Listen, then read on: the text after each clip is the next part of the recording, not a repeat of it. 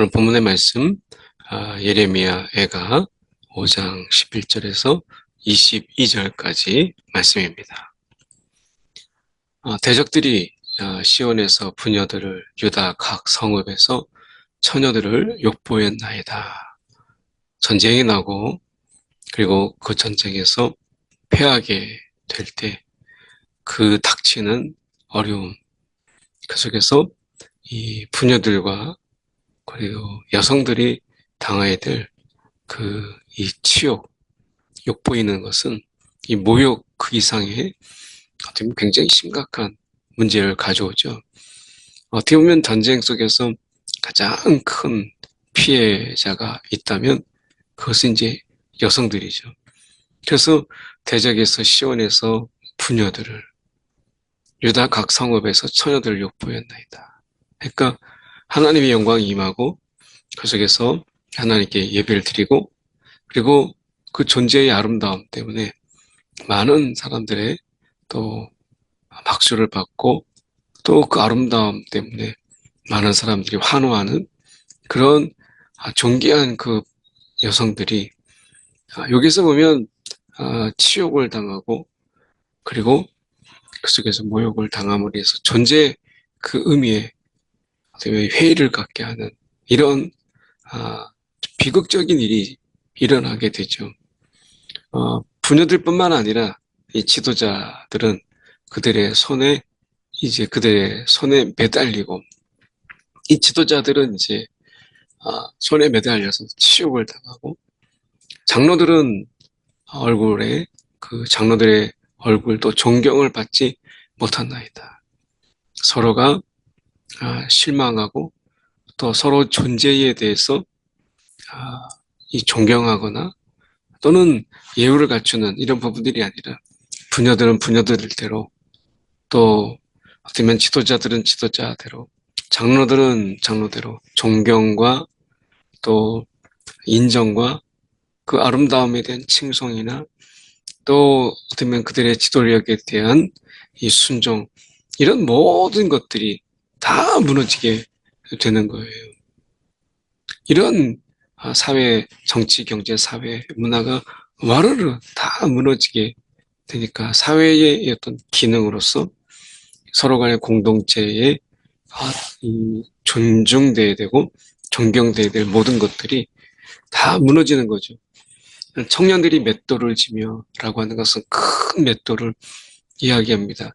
전에는 이제 소나 이런 짐승들이 맷돌을 돌렸는데 이제 전쟁에서 패하게 되니까 가축들은 다 가져가고 남은 청년들이 그 무거운 맷돌을 돌리는 거예요.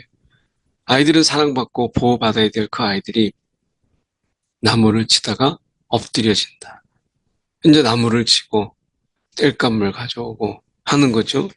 그러니까 지금 부녀부터 시작해서 저 아이들까지 모든 아이들 속에서 이 사는 것 자체가 고역이고 어디에도 서로 간에 다정한 눈빛, 존경의 눈빛 이런 눈빛들은 찾아볼 수가 없는 그런 모습을 보이게 되죠.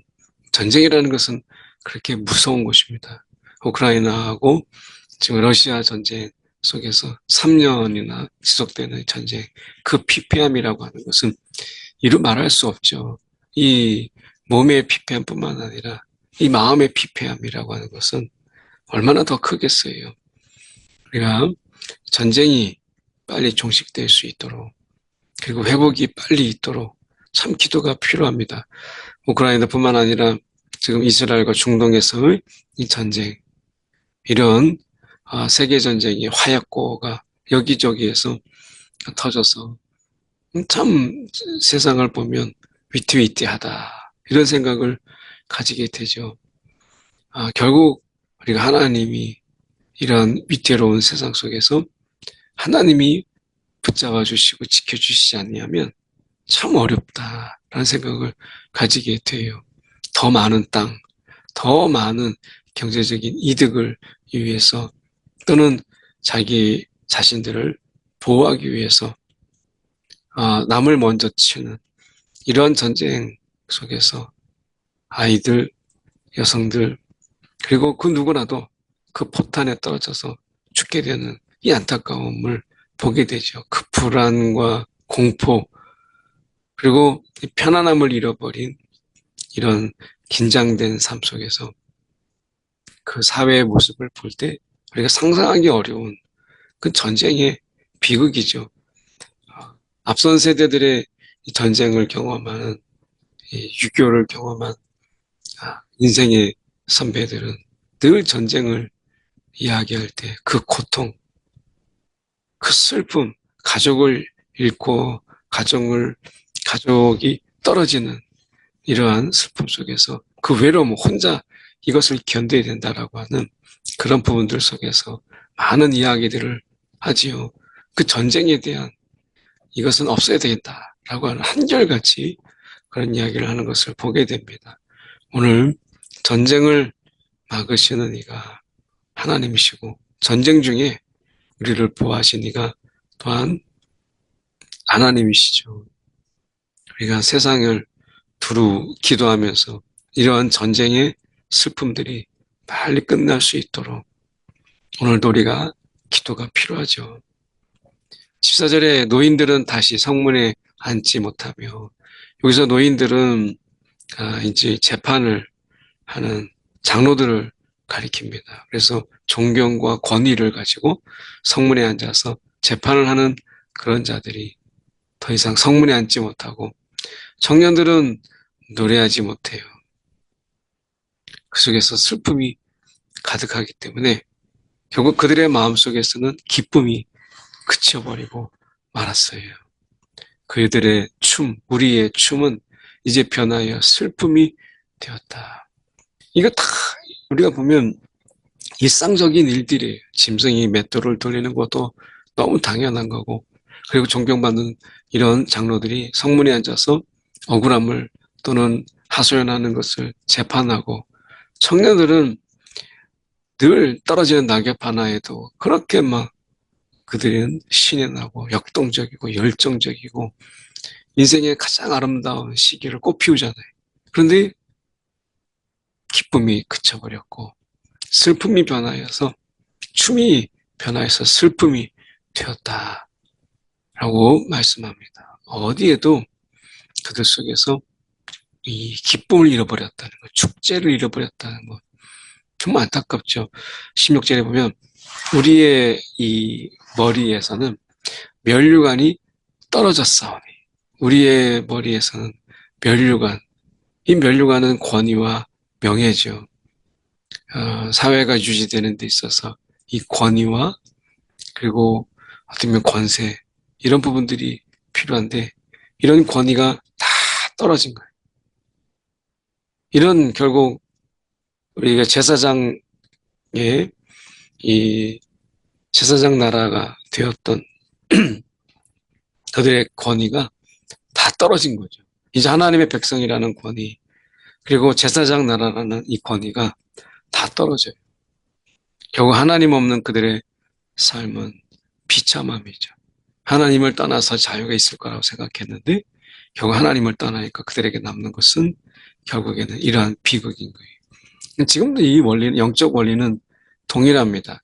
하나님을 떠나서 우리가 더 기쁨, 자유, 만끽함이 있을 것처럼 보이지만 하나님을 떠난 그들의 삶 속에서 이런 비참함, 슬픔, 괴로움이 있는 것처럼 지금도 우리가 하나님을 찾고 하나님을 구해야 될 분명한 이유가 오늘 이 일상의 삶, 어떤 일상 중에 너무 당연하다고 여겼던 모든 것이 그대로 은혜였다라고 하는 것.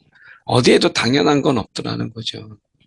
그 당연한 일상이 사실은 하나님의 은혜였다라고 하는 것. 그래서 우리는 이 당연한 것에 대해서 감사하는 이 마음이 필요한 거죠. 16절에 결국에는 이 모든 것들이 우리의 범죄 때문이다. 이 범죄의 핵심은 뭐겠어요? 하나님을 인정하지 않는 거죠. 하나님을 인정하지 않고 하나님을 하나님으로 예배하지 못한 것, 경배하지 못한 것이죠.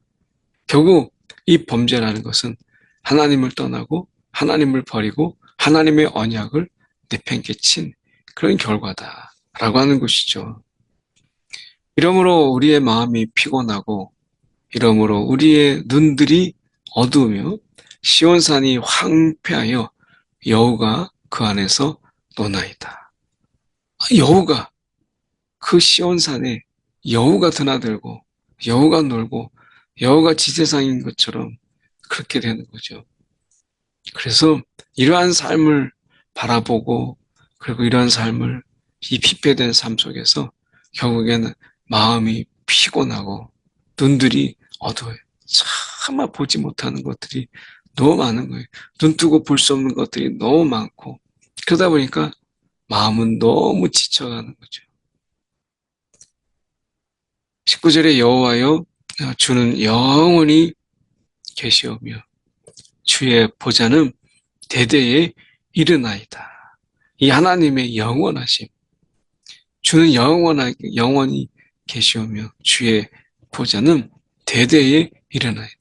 영원하신 그분의 보좌, 그분의 영원하심, 이것이 이 범죄 가운데 하나님이 없는 삶을 살지만 다시 돌아갈 수 있는 계기가 되고 돌아갈 수 있는 힘이 되는 거예요. 주는 영원히 계시오며 주의 보좌는 대대로 일어나이다.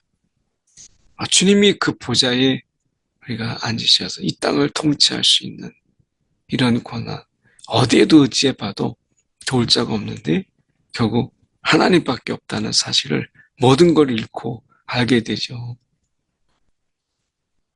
주께서 어찌하여 우리를 영원히 잊으시오며 우리를 이같이 오래 버리시나이까?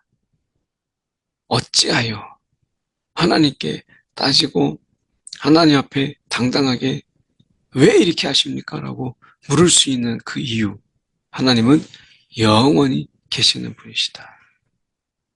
그래서 하나님께서는 우리를 영원히 잊을 리도, 우리를 영원히 버리지도 아니하신다라고 하는 이 선지자의 믿음이 있죠. 주는 어찌하여 이렇게 이야기하는 거죠. 그 영원하신 그 하나님께서 여호와의 우리를 주께로 돌이키소서. 그리하시면 우리가 주께로 돌아가겠사오니 우리의 날들을 다시 새롭게 하사 옛적 같게 하옵소서. 우리의 날들을 새롭게 하사 옛적 같게, 우리의 날들 다시 옛날처럼 당연하게 여겼던 그 일상이 얼마나 큰 은혜를 이제 큰 은혜인가를 알았사오니 옛적 같게 하여 주옵소서. 이렇게 이제 그가 이야기하죠. 이것은 그 근거가 우리를 아주 버리셨겠습니까? 하나님의 진노함이 참으로 크시지만 우리를 영원히 버리지는 아니하신 하나님, 오늘 우리를 돌이켜 주시옵소서.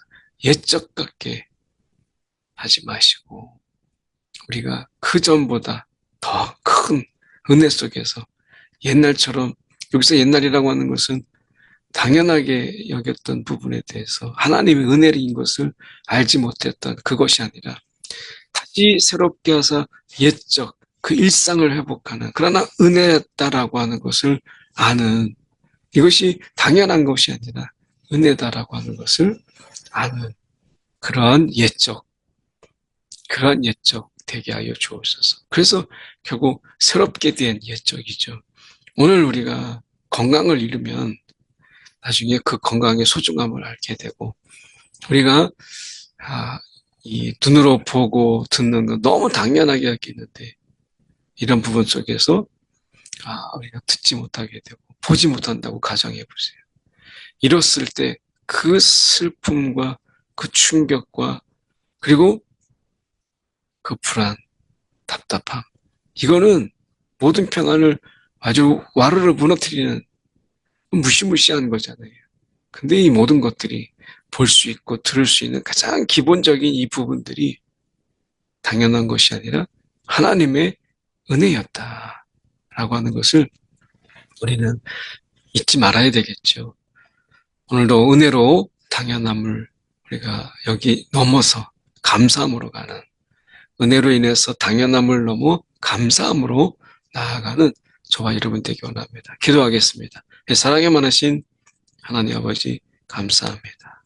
모든 것이 당연하게 그래 원래 이래 라고 하는 이런 부분들 속에서 어디에도 당연함은 없이 하나님의 은혜 그리고 하나님의 돌보심이 우리 가운데 있다는 것 잊지 않게 하시고, 오늘도 하나님을 멀리하고 하나님을 버리는 그 미련한 자 되지 않게 하시고, 우리가 하나님이 주어진 모든 일상 속에 감사함으로 살아가는 우리 한 사람 한 사람 되게 하여 주옵소서. 살아계신 예수의 이름 받들어 기도드립나이다.